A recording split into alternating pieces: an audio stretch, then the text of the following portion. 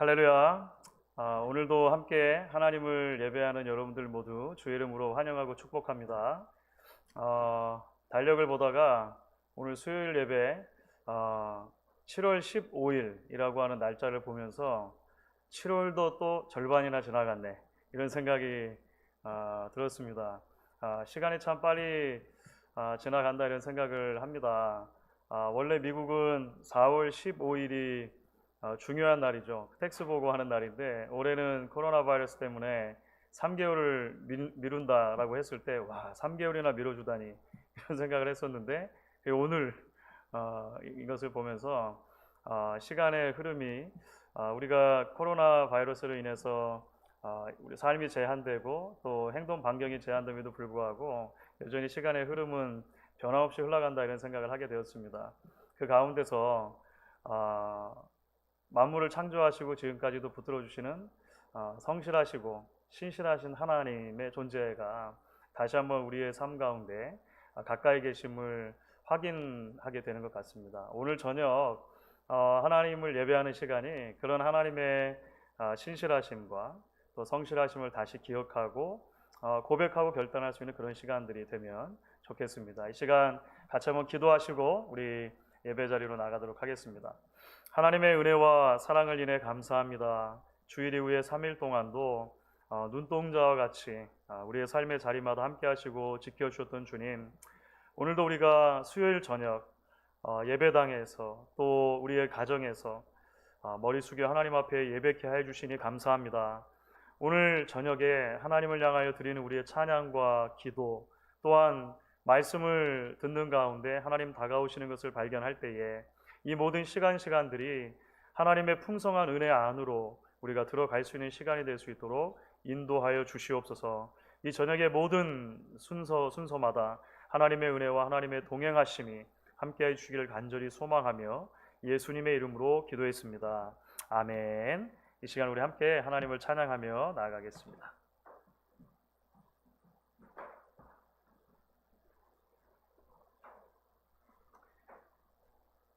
할렐루야. 아멘. 반갑습니다. 우리 계속해서 우리 하나님을, 신실하신 하나님을 찬양하며 나아가겠습니다.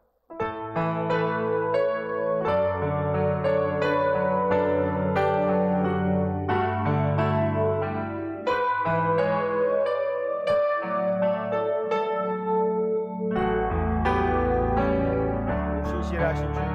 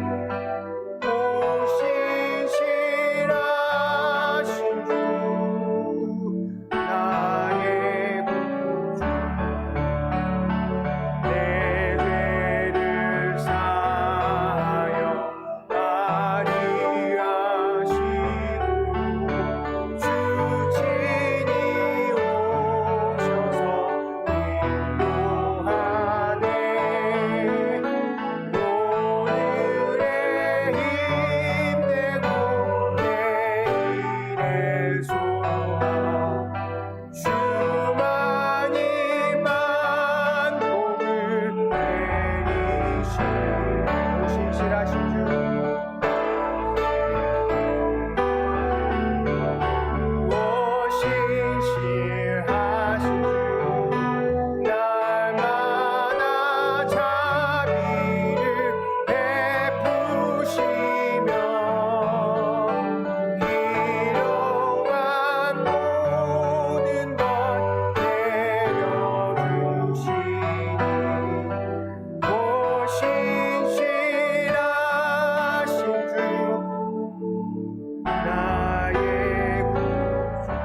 신실하신 주, 오 신실하신 주, 오 신실하신 주, 날마다 자비를 베푸시며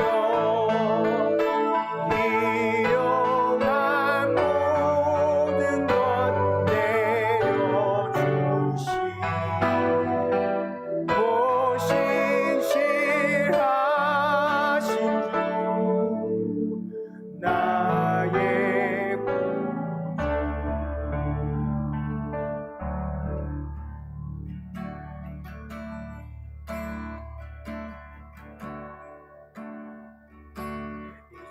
이제는 내가 없고 오직 예수님만 내 안에 살아계신 오직 예수님만 찬양하며 살리라 예배하며 살리라 내 안에 계시는 오직 예수님만 다같이 다시 한번 찬양하시겠습니다. 이제는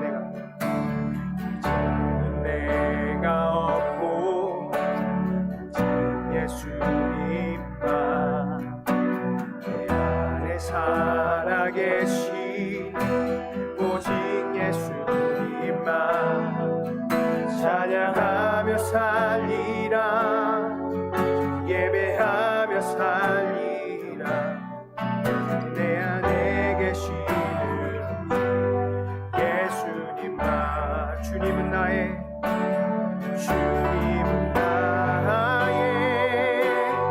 아빠 아버지 내 삶을 보고 만지시고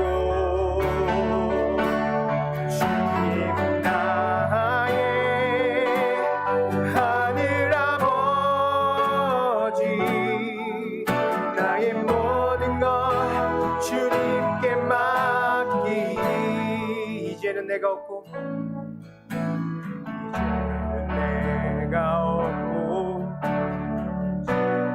예수님만 내 안에 살아계신 오직 예수님만 찬양하며 살리라 예배하며 살리라 내 안에 계신 예수님만 주님은 나의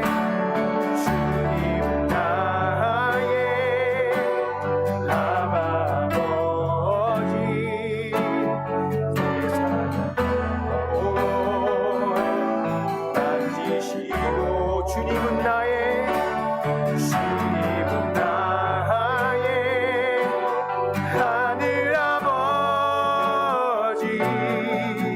나의 모든 것 주님께 맡기니 이제는 내가 주님과 함께 십자가 위에 죽었으니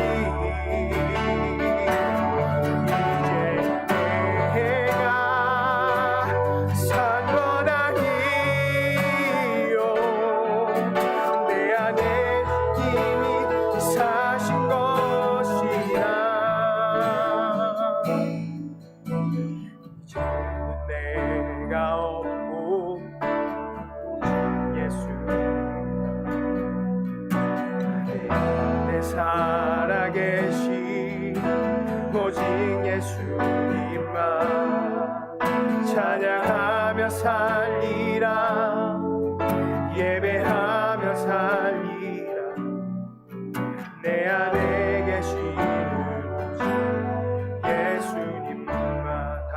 고백하시겠습니다. 이제는 내가 없고 오직 예수님만 내 안에 살아계신 오직 예수님만 찬양하며 살리라 예배하며 살리라 내 안에 계시는 오직 예수님만 내 안에 계시는 오직 예수님만 아멘.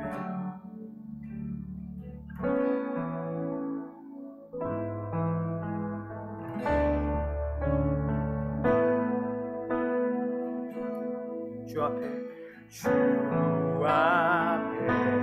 나와 제사를 드리네 마음 열어 내 삶을 드리네 주를 봅니다 끝없는 사랑 나 행복시키 다시 한번 고백하시겠습니다. 주 앞에 나와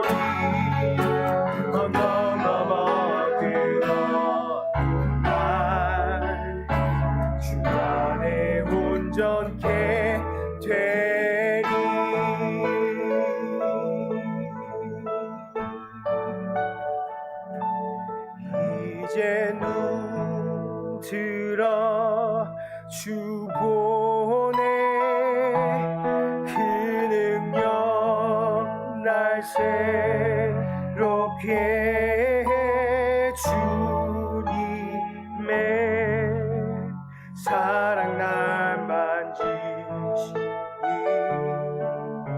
내 모든 두려움 사라지네 폭풍 속에도 붙들고 믿음으로 주와 건네갈고리 언덕 넘어 그 어둠 주 안에 온전케 되리.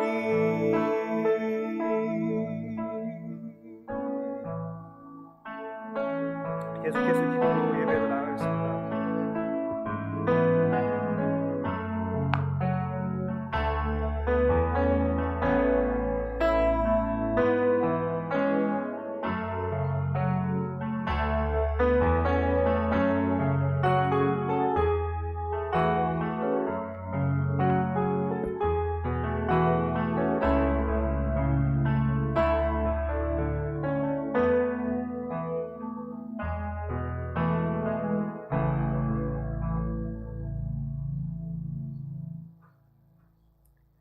하나님, 우리의 인생을 향해 가지고 계신 하나님의 거대한 계획과 그 계획을 하나님의 선하신 뜻에 따라 이루어 가시는 그 신실하고 성실하신 사랑을 인하여 다시 한번 감사드립니다.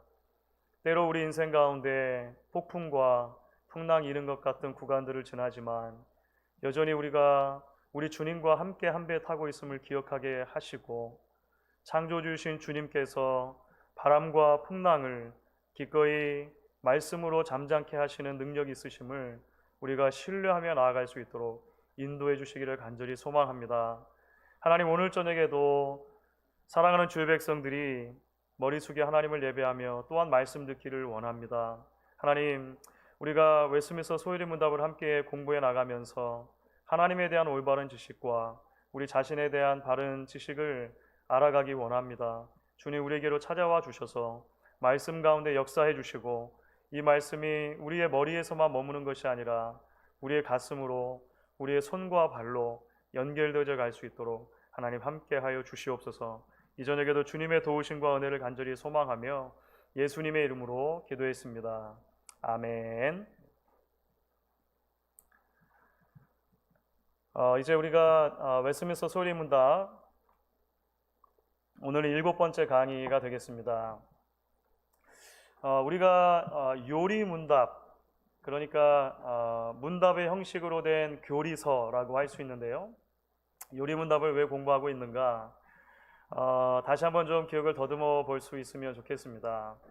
사실 구원 얻는 믿음에 있어서 지식적인 부분이 대단히 중요합니다. 그러니까 바른 믿음이라고 했을 때 바른 지식에 근거한 믿음이라고 하는 의미도 포함되어 있다라고 하는 것이죠. 물론 우리는 교리로 구원을 받는 것은 아닙니다. 바른 교리를 가지고 있었다고 해서 그 지식으로만 구원을 받는가? 그런 것은 아니죠. 우리는 은혜로 구원을 받습니다. 하나님께서 은혜로 우리에게 베풀어 주신 구원의 방편을 믿음으로 구원을 받는다라고 하는 것이죠.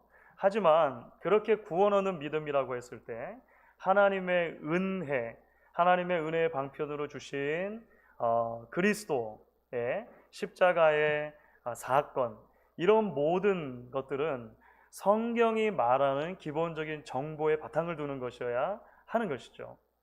그러니까 우리가 구원을 얻는 지식이라고 했을 때 바른 신앙을 구성하는 그 지식이라고 했을 때 그것은 단순하게 우리가 세상에서 말하는 여러 가지 학문들을 공부한다고 해서 또는 스스로 한 자리에 오랫동안 앉아 있으면서 깊은 묵상을 한다고 해서 또는 내 삶 속에서 여러 좋은 선한 행위들을 많이 쌓아간다고 해서 얻어질 수 있는 것은 아니라는 것입니다.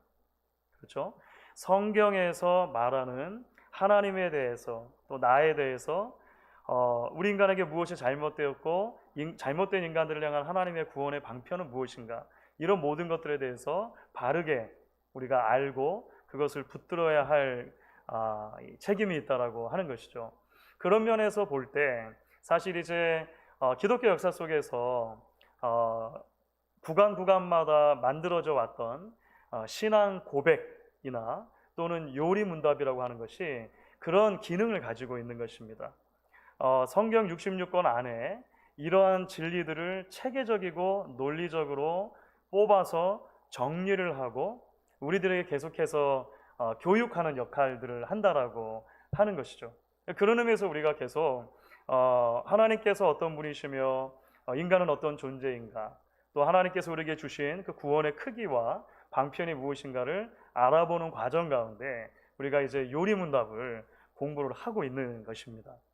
그래서 지금은 우리가 이제 웨스트민스터 소요리문답, 요리문답은 여러 가지가 있다고 말씀드렸죠. 우리가 이미 공부했던 하이델베르그 요리문답이 있었고요. 또 신앙고백에도 우리 전통적으로 내려오는 사도신경 이외에도 여러 신경들이 있고, 또 종교개혁 직후에 있었던 벨직 신앙고백 같은 이런 중요한 신앙고백들이 있습니다. 모두 다 기능들은 마찬가지인데요. 이번에는 우리가 그 중에서도 소요리문답을 이제 뽑아가지고, 소요리문답도 기니까 그 중에서 앞부분에 해당되는 몇 과를 같이 나누고 있는 것입니다. 우리가 요 몇 주간 동안에 나누고 있는 큰 주제가 있습니다. 요 몇 주간 동안에 나누는 큰 주제는 하나님의 예정 또는 작정이라고 하는 교리를 나누었어요. 그런데 소요리문답은 그래서 이제 어떻게 정리를 했냐면, 하나님께서 예정 혹은 작정을 실행하시는 방법이 무엇인가, 작정이 어떻게, 예정이 어떻게 이루어지는가를 이야기할 때 두 가지를 이야기를 한 거죠. 하나는 창조를 통해서입니다. 또 하나는 섭리를 통해서입니다. 이렇게 말을 한 것입니다. 그래서 우리가 이제 지난주에 함께 나눴던 말씀이 창조에 대한 이야기를 나눈 것입니다. 하나님의 선하신 창조, 그리고 그 창조의 꽃으로서 하나님께서 어떻게 인간을 당신의 형상으로 만들어 주는가 라고 하는 내용을 우리가 같이 살펴본 것이죠. 오늘 우리가 함께 나누려고 하는 주제는 이제 섭리라고 하는 주제를 이야기해 보려고 합니다. 섭리라고 하는 단어 자체가 사실 좀 어렵습니다. 그렇죠? 한자 자체가 좀 어려운데요. 영어는 providence입니다. providence. 이것은 하나님께서 창조하신 세계를 지키시고 간섭해 주신다라고 먼저 일단은 이해를 하시면 될 것 같아요. 창조한 세계를 가만 그냥 내버려두는 것이 아니라 거기에 간섭해 주신다. 자, 이렇게 먼저 설명을 해놓고 나서 일단은 소요리문답의 문답을 읽어보고 그리고 이제 조금 더 설명을 덧붙여 가도록 하겠습니다. 오늘은 소요리문답에서 11번 그리고 12번 문답인데요. 자, 먼저 11번 문제를 제가 읽어보겠습니다. 하나님의 섭리 사역이란 무엇인가? 여러분 답을 같이 읽겠습니다. 시작. 하나님의 섭리 사역이란 그의 모든 피조물과 그들의 모든 행동에 대한 그의 가장 거룩하고 지혜로우며 능력 있는 보존과 다스림이다.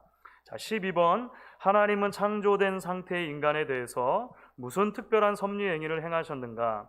하나님이 인간을 창조하셨을 때 그는 완전한 순종을 조건으로 사람과 생명의 언약을 맺고 또한 그에게 사망의 형벌로서 선악을 알게 하는 나무 먹는 것을 금지하셨다. 우리가 지난주에 살펴봤던 창조와 더불어서 이제 섭리에 대한 이야기를 하고 있는데요. 창조와 섭리를 이제 연결해주는 중요한 고리를 우리가 생각할 때 성경이 말하는 창조 세계와 하나님과 맺는 관계에 대해서 먼저 이 얘기를 좀 할 필요가 있을 것 같습니다. 무슨 말씀이냐면 이런 것입니다.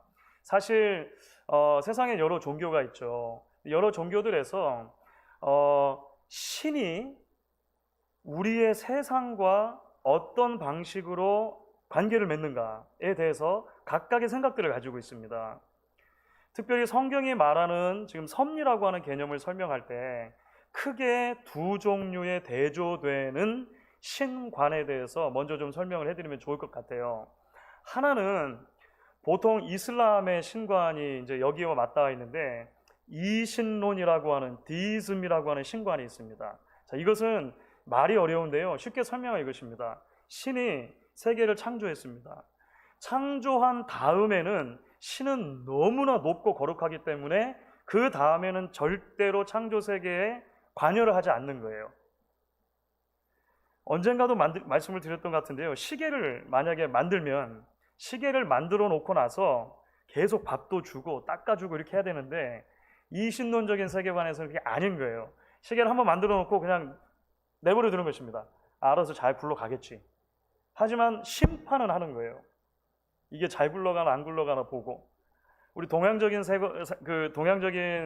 그 종교관에서는 옥황상제, 하늘에 있는 그 옥황상제 있지 않습니까? 그래서 내려다는 봐요. 내려다는 보지만 직접 관여하지 않고 지켜보다가 심판하는 이런 종류의 신관을 생각할 수 있겠죠. 그렇죠? 또 하나의 신관은 이것과 아마 정반대에 있는 신관이라고 할 수 있을 것 같아요. 자연이 곧 신이라고 생각하는 신관이 있을 수 있습니다. 그렇죠? 자연의 모든 물건들 안에 신이 깊이 내재되어 있는 거예요. 너무 깊이 내재되어 있다 보니까 자연이 곧 신인 거예요. 피아노에도 신이 깃들어 있고 있지 않습니까? 나무에도 신이 깃들어 있고 다 깃들어 있는 거예요. 이것을 어려운 말로 표현하면 범신론인 것입니다. 이것이 팬티즘이죠. 모든 게 다 신이라는 것입니다. 모든 것이 다 신이다. 성경이 말하는 하나님과 피조세계의 관계는 이 둘과 구분이 되는 거예요. 엄밀하게 말하면. 그렇죠. 성경이 말하는 신관은 이런 것입니다. 지난주에 말씀드린 것처럼 하나님께서 창조하셨습니다.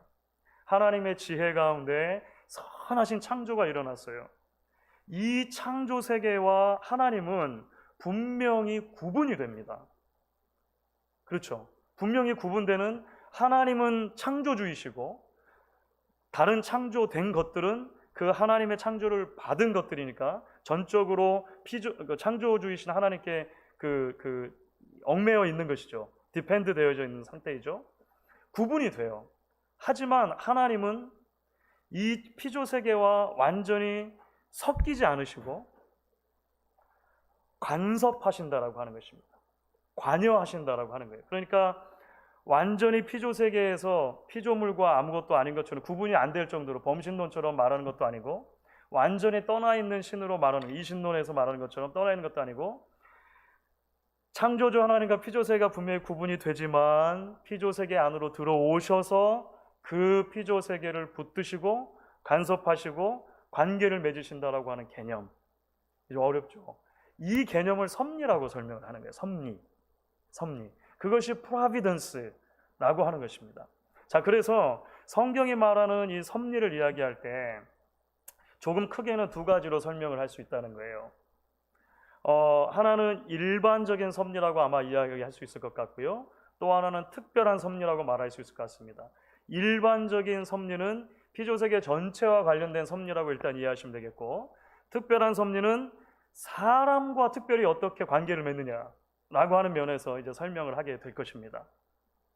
자, 여기까지 이해가 되시죠? 자, 그러면 이제 일반 섭리가 도대체 뭔가 이거를 좀 이야기를 해보려고 합니다. 이것이 이제 우리 소율이 문답에서 11번 문제가 다뤘던 거예요.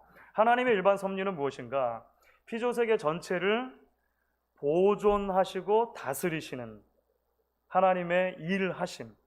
하나는 지켜주시는 거예요. 그죠? 계속 뭔가가 있도록 우리가 오늘 아침 눈을 뜰 수 있도록 해주시고, 지금도 밖에서 새가 우는데요. 저희 동네는 아침에도 새가 많이 웁니다.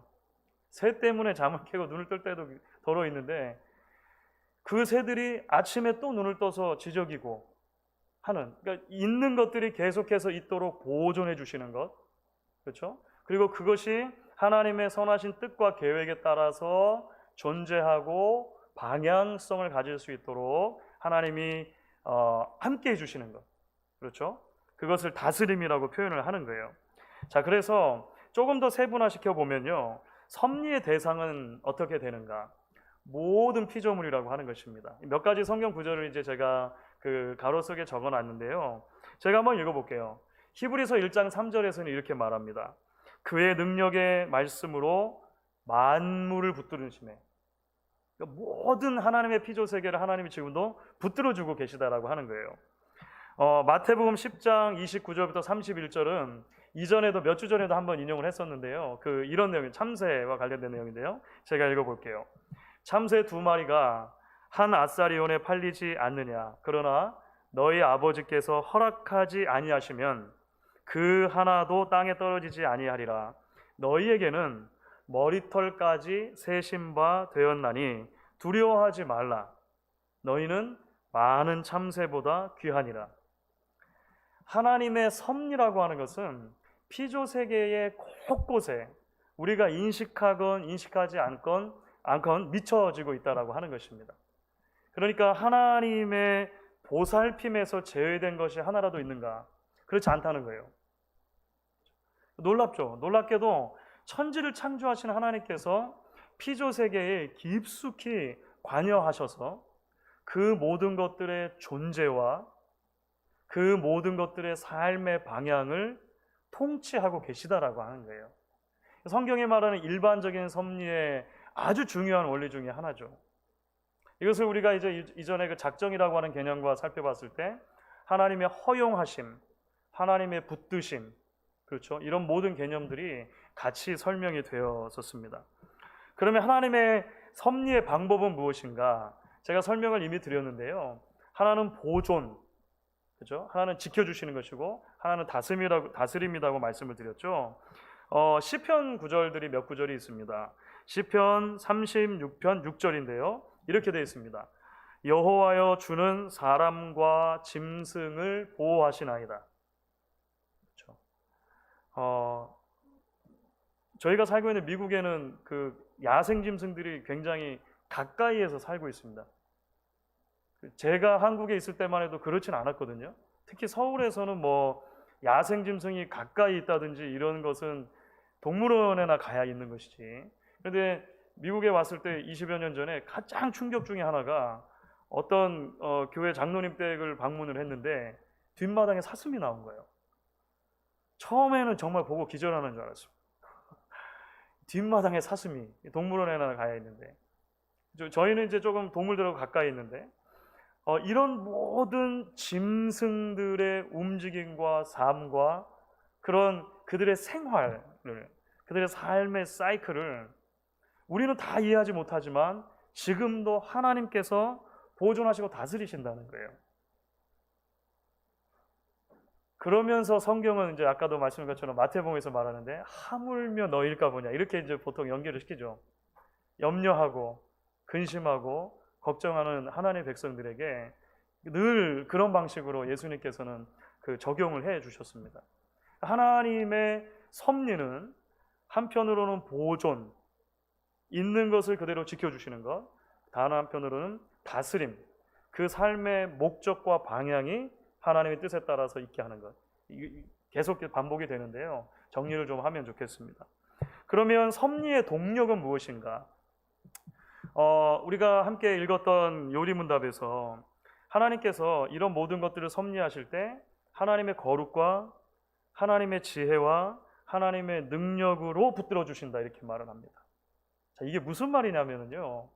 하나님께서 보존하시고 하나님께서 다스리신다고 했을 때 이것은 계획 없는 무작위의 섭리가 아니라고 하는 것입니다. 창조가 우연히 그냥 아무런 계획 없이 갑자기 펑 하고 터져가지고 빅뱅처럼 생겨난 게 아니고 하나님의 세세한 섭리 가운데 세세한 계획 가운데 디테일의 사랑에 대해서 그래서 지난주에 말씀드렸죠.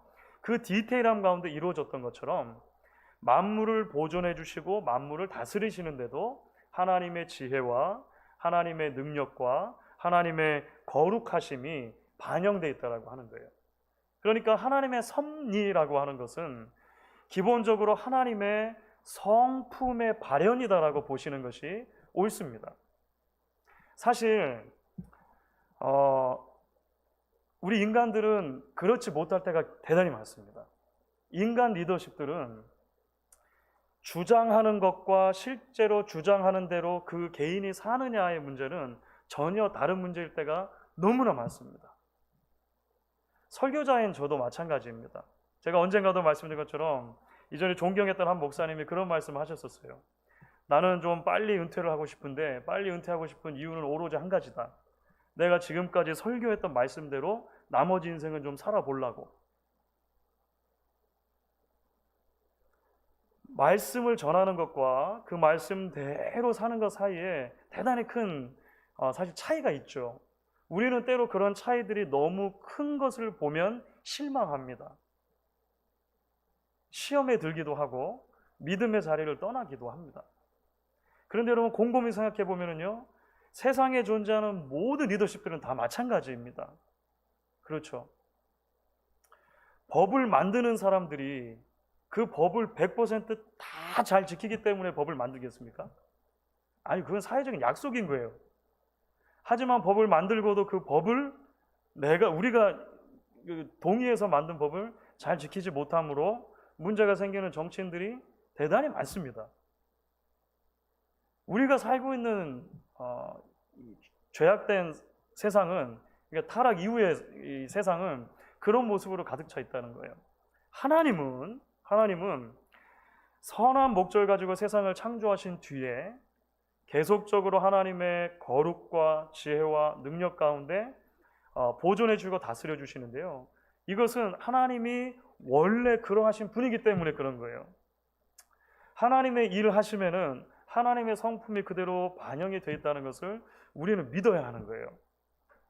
이것이 하나님의 섭리를 생각할 때 대단히 중요한 개념이 됩니다.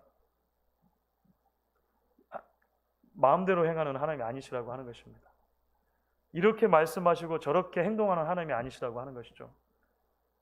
늘 겉과 속이 같으시며 그 가운데서 하나님의 뜻을 이루어 가신다라고 하는 이 큰 주제가 하나님의 섭리를 이해하는 데서 대단히 중요한 출발점 중에 하나가 된다라고 하는 것입니다. 그래서 섭리의 동력과 관련해서 시편 145편 17절 제가 몇 번 적어놨는데요. 제가 한번 읽어볼게요. 여호와께서는 그 모든 행위에 의로우시며 그 모든 일에 은혜로우시도다. 이것이 시편 기자의 고백입니다. 시편 104편 24절에 이렇게 되어 있습니다. 여호와여, 주께서 하신 일이 어찌 그리 많은지요. 주께서 지혜로 그들을 다 지으셨으니 주께서 지으신 것들이 땅에 가득하니이다. 그래서 하나님의 창조 세계와 하나님의 섭리와 나중에 이제 하나님의 구원까지 연결이 되는데, 이런 모든 일련의 과정들은 사실은 하나님의 거룩하시고 사랑이 많으시고 지혜와 능력이 풍부하신 그 성품이 그대로 반영되고 나타나는 것이다 라고 하는 연장선상에서 우리가 계속 이해를 해야 된다는 것 기억을 하면 좋겠습니다. 자, 이것이 일단 일반적인 의미의 섭리입니다. 일반적인 의미의 섭리, 하나님께서 모든 피조세계를, 모든 만물을 그렇게 붙들어 주시고 보존하시고 다스리신다라고 하는 것이 일반 섭리라고 말씀을 드렸죠. 두 번째로 이제 우리가 조금 더 시선을 좁혀서 살펴볼 주제가 뭐냐면 하나님의 특별하신 섭리입니다. 이 하나님의 특별하신 섭리는 모든 피조세계 가운데 특별히 인간과 하나님이 어떤 방식으로 관계를 맺으시느냐와 관계가 돼요. 우리가 지난주에 살펴본 것처럼 하나님께서 천지를 창조하시고 나서 창조의 꽃으로, 그렇죠, 그러니까 면류관으로, 창조의 면류관으로 인간을 지으셨다라고 말씀드렸습니다. 하나님의 형상으로 지으셨다는 것이죠. 이것과 연관이 되는 그런 대목이 되겠습니다. 특별히 성경은 하나님께서 인간과 이제 이 관계를 맺으신다고 할 때 그 관계 맺는 방법을 언약이라고 하는 단어로 표현합니다. 언약, covenant라고 하는 표현으로 사용을 하는데요. 사실 언약이라고 하는 단어도 좀 어려운 단어이긴 합니다. 언약은 둘 이상의 당사자가 약속을 맺는 것입니다. 근데 이 약속을 맺는다는 것은요, 대단히 엄중한 일이죠. 그래서 만약에 약속이 깨트려지면 그 깨트린 것에 대한 합당한 보응이 필요합니다. 그래서 고대 세계에서는 그 언약을 맺을 때, 특별히 이제 이스라엘 문화 안에서 언약을 맺을 때 언약을 체결한다, 언약을 맺는다라고 할 때 그 체결한다, 맺는다라고 하는 동사를 보통은 자른다라고 하는 동사를 씁니다. cut the covenant라고 하는 표현을 썼습니다. 왜 cut이라고 했을까요? 제가 언젠가 설명해 드렸죠. 고대 사람들은 약속을 맺을 때 지금 우리처럼 여기 미국은 도장이 아니고 사인이죠. 사인을 한다든지 한국에서는 인감 도장 찍는다든지 하지 않습니까? 그렇게 하지 않고 비슷한 방식이 뭐냐면 그 약속을 체결하는 그 대상들이 짐승을 가지고 오는 것입니다. 그리고 나서 그 짐승을 반으로 쪼개는 거죠. 반으로 쪼갠 짐승을 펼쳐놓고 나서 언약을 맺는 당사자들이 그 쪼갠 짐승 사이로 지나가는 거예요. 지나가면서 이제 그 약속이 체결되는 것이죠. 이게 체결의 의식인데 이 의미는 뭘까요?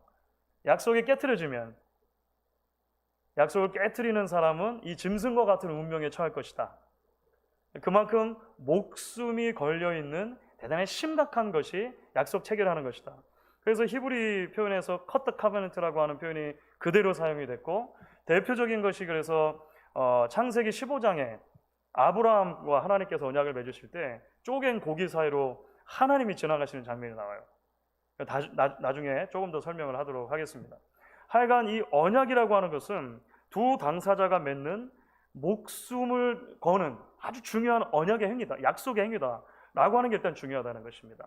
자, 그렇게 놓고 생각을 해보면은요, 사실 참 놀랍습니다. 하나님은 창조주시잖아요. 그 하나님이 연약하고 연약한 피조물 인간과 왜 굳이 언약이라고 하는 관계를 맺으십니까? 하나님 뭐가 아쉬워서요? 하나님 그러실 필요가 없어요. 자, 내가 약속해 줄게. 잘 들으면 이거 해줄게. 하나님은 사실 그러실 필요가 없는 거예요. 왜냐하면 모든 것이 하나님의 거예요.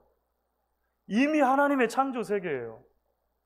왜 하나님이 굳이 인간과 언약의 관계로 묶이시냐고 하는 것입니다. 언약은 맺는 순간 바인딩 하는 것이거든요. 왜 하나님이 스스로를 얽매시냐라고 하는 것이죠. 놀랍게도 그것이 하나님이 연약한 인간을 사랑하시는 방법입니다. 우리가 자녀들한테 그렇게 할 때가 종종 있습니다. 좀 잘해봐. 잘하면 다음번에 아빠가 있잖아. 너 좋아하는 거. 치즈 스테이크. 뭐 이런 거 있지 않습니까? 너무 큰 건 안 되고. 왜 약속 안 해도 돼요. 하지만 약속을 하는 순간 아빠도 매이는 거예요. 그 약속에. 하지만 왜 약속을 합니까? 사랑하기 때문이죠. 관심이 있기 때문이죠. 그렇죠? 관계에 들어있기를 원하기 때문이라고 하는 거예요. 하나님의 언약도 그렇게 이해를 해야 한다는 것입니다. 자, 하나님이 그렇게 언약을 맺으시는데요. 조금 이제 전문적인 개념인데 성경은 두 가지 측면에서의 언약을 이야기를 합니다. 하나는 행위 언약, 다른 하나는 은혜 언약이라고 일단 얘기를 해보려고 합니다. 행위 언약은 뭐냐면 언약 당사자의 행위의 결과에 따라서 이 언약이 파기되기도 하고 계속 지켜지기도 하는 겁니다. 이것은 조건적인 언약이죠. 조건적인 언약입니다. 은혜 언약이라고 하는 것은요, 당사자의 행위에 상관없이 이 언약이 계속 지켜지는 거예요. 이것은 무조건적인 언약입니다.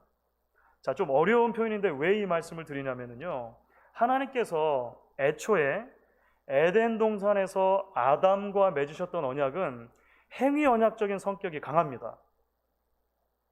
그렇죠. 하나님께서 아담과 언약을 맺으시는 거예요. 동산에 있는 모든 실과를 다 내 것이다. 그리고 나를 대신해서 이 모든 피조 생기를 다 다스릴 수 있도록 해주겠다. 어마어마한 복이 약속된 것이죠. 하지만 너는 로봇가 아니잖아. 너에게 준 자유의지를 가지고 나와 오래도록 관계를 맺었으면 좋겠다. 이 사랑의 관계 안으로 들어오면 좋겠다. 그래서 하나의 시금석을 두는데 순종을 테스트할 수 있는 시금석이야. 그 시금석이 바로 선악과죠. 선과 악을 알게 하는 나무, 선악과죠. 그래서 이 언약에는 행위 언약적인 성격이 강하다는 말씀입니다. 아담이 이 언약을 계속해서 지켜가면 영원한 생명이 계속 약속이 된 거예요. 영원한 축복이 약속이 되어 있는 거예요. 하지만 이 약속이 지켜지지 않을 때는요, 무엇이 경고가 되어 있습니까? 죽음이죠, 죽음. 그렇죠. 정령 죽으리라 라고 그렇게 말씀을 하세요. 죽음이라고 하는 것은 육체적인 죽음도 있고 일시적인 죽음입니다. 하나님과 분리되어지는 영적인 죽음도 있죠. 그리고 결국에는 하나님의 완전한 심판을 받아서 영원히 멸망하게 되어지는 영원한 죽음이 있습니다. 하나님께서 아담에게 말씀하신 정령 죽으리라고 하신 것은요, 이 모두를 다 포함하는 거예요. 자, 아담이 이 언약을, 행위 언약을 잘 지켰을까요? 그러지 못했을까요? 여러분, 이게 이제 우리가 다음 주 이제 계속 살펴볼 내용인데요. 그걸 못했죠. 은혜 언약, 행위 언약에서 언약 당사자였던 아담이 실패한 것입니다. 그것이 타락이죠. 그리고 그 타락 이후에 원죄가 모든 인류에게 전가가 되어지는 이야기들을 우리가 이제 다음 주에 좀 더 살펴보게 될 것입니다. 참 놀라운 그 내용이 언약 안에 담겨 있다고 말씀드렸어요. 왜냐하면 언약은 그 자체로 하나님의 사랑의 표현이라고 하는 거예요. 그것은 행위 언약이든 은혜 언약이든 마찬가지입니다. 모든 언약은 하나님의 사랑의 거대한 표현인 거예요. 에덴 동산에서 첫 인류와 하나님은 그런 방식으로 언약을 맺으셨어요. 하지만 실패했다는 것이죠. 그러면 실패했기 때문에 언약의 당사자가 죽는 것으로 끝나는가? 놀랍게도 성경은 거기서 끝나지 않는다라고 하는 이야기를 우리에게 전해주는 것입니다. 그 다음에 등장하는 언약의 개념이 바로 은혜 언약입니다. 하나님이 행위 언약으로 실패한 인류와 그럼에도 불구하고 계속해서 언약을 맺으세요. 그런데 놀랍게도 창세기 3장 15절 이후로 하나님이 두 번째로 인간과 맺으신 언약은요, 철저하게 은혜 언약적인 성격이 강하다는 것입니다. 언약 당사자인 인간이 그 언약을 잘 지키는가 안 지키는가에 사실은 언약의 지속성이 달려있지 않고 하나님의 신실하심에 모든 언약의 지속성이 달려있게 되는 거예요. 그래서 창세기 3장 15절에 그 처음 원시복음으로 주었던 복음부터 시작해서 노아와 맺은 언약, 아담과 맺은 언약 있지 않습니까? 다윗과 맺은 언약, 이런 모든 언약의 그 방식들이 전적인 하나님의 은혜에 매달리게 된다라고 하는 것입니다. 그래서 그 은혜 언약의 성취로 누가 오시는 거냐면 하나님의 구원자가 오시는 거죠. 언약대로 살지 못하는 죄인들, 약속대로 살지 못하는 죄인들을 대신해서 자기 자신을 십자가에 주시고 그들을 대속해 주시는, 리딤해 주시는 참된 기업 물을 자가 오신다는 거예요. 그래서 우리가 참 좋아하는 로마서 5장 8절 말씀이죠. 우리가 아직 죄인 되었을 때에 그리스도께서 우리를 위하여 죽으심으로 하나님께서 우리에게 대한 자기의 사랑을 확증하여 주셨다. 우리는 앞으로 이 내용을 좀 더 살펴보게 될 것입니다. 그래서 앞으로 8강과 10강까지 8, 9, 10 세 번에 걸쳐서는요, 불순종과 타락과 원죄에 대해서 우리가 이야기를 좀 더 구체적으로 해보게 될 것이고요.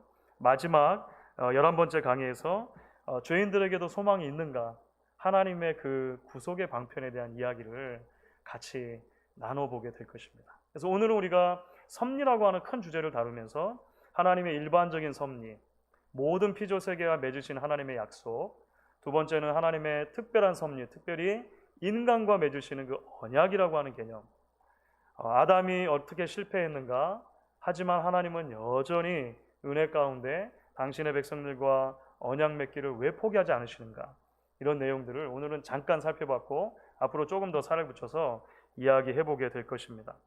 마무리를 하면서 이런 질문을 드리고 싶습니다.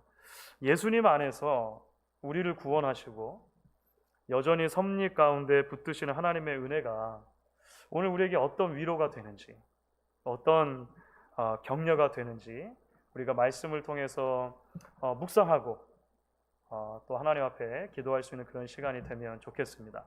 이 시간 우리 같이 한번 찬양하면 좋겠는데요.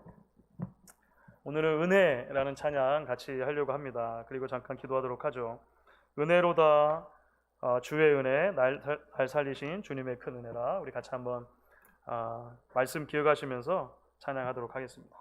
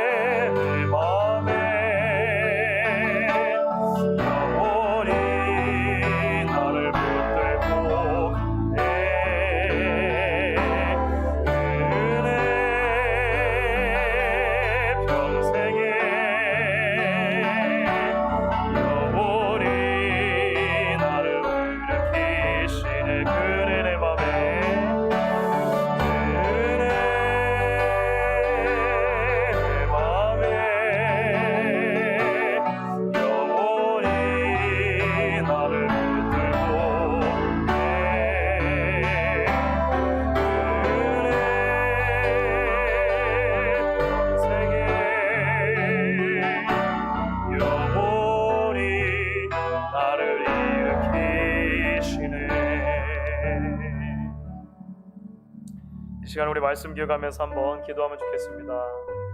하나님은 피조세계와 너무 떨어져 있으셔서 그저 멀리 지켜만 보고 계시는 고상하신 하나님에서 그치는 그런 분이 아니십니다. 하나님은 피조세계와 너무나 구분이 안 될 만큼 피조세계 안에 있어서 하나님이 계신지 아니신지도 잘 모르는 그런 하나님도 아니십니다. 하나님은 분명히 피조세계와 구분되시지만 피조세계에 깊이 관여하시고 사랑 가운데 섭리하시며 보존하시고 지켜주시고 다스려주시는 하나님이십니다. 그 하나님의 사랑이 죄인된 우리를 구원하시고 지금도 하나님의 자녀 삼으신 것을 기억하면 좋겠습니다. 주님 날마다 그 은혜가 붙들어 주심을 믿습니다. 붙들어 주시는 섭리하시는 은혜 안에 우리가 날마다 머무르게 해주십시오. 그리고 이 시간 같이 한번 결단하며 기도하도록 하겠습니다. 하나님, 우리를 향하신 하나님의 크고 놀라우신 은혜와 사랑, 섭리하시는 주의 섬세한 손길을 인하여 감사합니다. 하나님의 지혜로 피조세계를 만들어 주신 뒤에 하나님 아버지 그저 내버려 두지 않으시고 하나님 사랑 가운데 간섭하시고 지키시고 섭리하셔서 하나님 아버지 지금도 지탱하시고 붙드시고 하나님 공급하신 하나님이신 것을 믿습니다. 하나님 아버지 아들 예수 안에 소리를 구속하시고 지금도 그 아들 안에서 여전히 하나님 아버지 눈동자같이 당신의 자녀들을 지켜보호하시겠다고 말씀하시니 약속하시는 주님, 우리가 그 주님의 성실하심을 신뢰하게 하시고 주님 안에 나아갈 수 있는 주의 백성들이 되게 해주시기를 아버지 하나님 간절히 빌고 소망합니다. 하나님 특별히 이 험한 시기를 지나며 하나님의 섭리하심, 하나님의 보존하심과 다스리심, 우리 우리에게 위로가 되게 하시고 격려가 되게 하시고 도전이 되게 하시고 하나님 겸손함으로 하나님 신뢰함으로